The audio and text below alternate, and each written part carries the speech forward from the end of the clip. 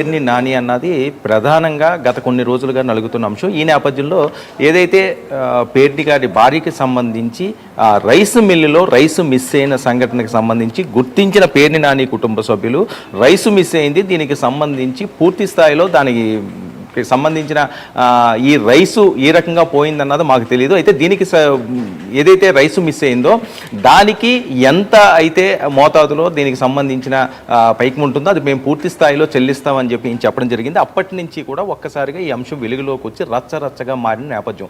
ఈ పరిస్థితుల్లో ఓ పక్క జనసేన నాయకులు అవనండి, మరో పక్క తెలుగుదేశం పార్టీ నాయకులు అవనండి, ఇక పేర్ని నాని పని అయిపోయింది, పేర్ని నాని ఇరుక్కున్నట్టు, పేర్ని నాని ఇదిగో అరెస్టు అదిగో అరెస్ట్ అని చెప్పి పెద్ద ఎత్తున ప్రచారం చేసిన నేపథ్యం. అయితే గత కొన్ని రోజులుగా అజ్ఞాతంలో ఉన్న పేర్ని నాని ఒక్కసారి మళ్ళీ వెలుగులోకి రావడం జరిగింది.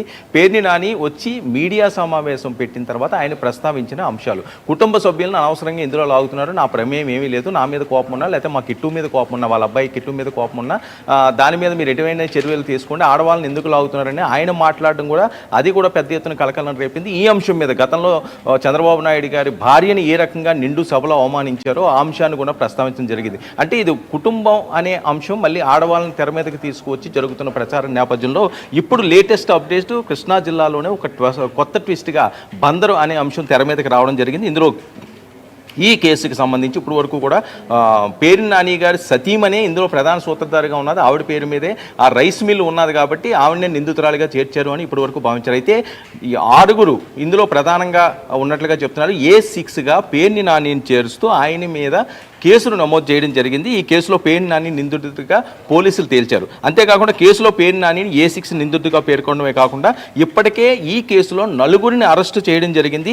అయితే ముందస్తు బెయిల్పై మరి కాసేపట్లో పేర్ని నాని లంచ్ మోషన్లో పిటిషన్ వేయనున్నారు. అయితే ఇది ఎలాంటి పరిణామాలు దారితీస్తుందా, మరి కోర్టు దీన్ని ఏ రకంగా తీసుకుంటుందన్నది సర్వత్రా ఉత్కంఠ మారుతుంది. అయితే ఎట్టి పరిస్థితుల్లోనూ పేర్ని నాని అయితే అరెస్టు అవుతారని ఇప్పటి వరకు కూడా జరుగుతున్న నేపథ్యం. అయితే ఈ లంచ్ మోషన్లో మరి ఎలాంటి డైరెక్షన్ కోర్టు ఇస్తుందన్నది చాలా ఆసక్తిగా మారుతుంది.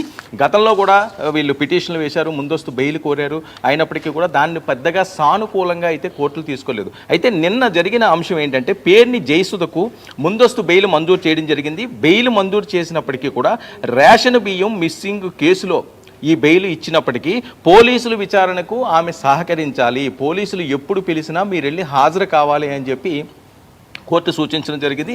ఆ నేపథ్యంలో ఖచ్చితంగా విచారించే అవకాశం అయితే స్పష్టంగా కనిపిస్తున్నది. ఇక ముందస్తు బెయిల్ మంజూరు చేసిన కృష్ణా జిల్లా కోర్టుకు సంబంధించి ఈ రోజు లంచ్ మోషన్లో వేసిన ఈ పిటిషన్ మీద హైకోర్టు ఏ రకంగా స్పందిస్తుందని చూడాల్సి ఉంది. అయితే గత 2 రోజుల నుంచి మళ్ళీ పేర్ని నాని పెద్దగా జనాల్లోకి రావటం లేదు, ఆయన మళ్ళీ అజ్ఞాతంలో ఉన్నారని ప్రచారం. నిన్న మనం ఎక్స్క్లూజివ్గా మన విజువల్స్ కూడా ఒకటి ప్లే చేయడం జరుగుతుంది. నిన్న అయితే వాళ్ళ ఇంటి దగ్గర పెద్ద ఎత్తున జనాలందరూ కూడా వాళ్ళ అభిమానులందరూ కూడా తరలి రావడం జరిగింది. ఆయన జస్ట్ బయటకు వచ్చి వాళ్ళందరినీ కూడా విష్ చేసి లోపలికి వెళ్ళిపోయారు.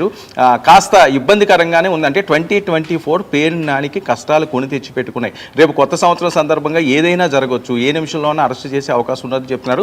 ముందస్తుగానే దీన్ని పేర్ని నాని గుర్తించారేమో అని అనుకోక తప్పదు. ఎందుకంటే ఆయన పెట్టిన ప్రెస్ మీట్లో చాలా ఆవేదన వ్యక్తం చేసుకుంటా కావాలని చెప్పి నన్ను నా కుమార్ని ఇరికిస్తున్నారు, వేరే సాక్ష్యాలు ఏమన్నా దొంగ సాక్ష్యాలు తీసుకొచ్చి వాళ్ళతోటి బలవంతంగా చెప్పించి వాళ్ళతో రాయించుకుండి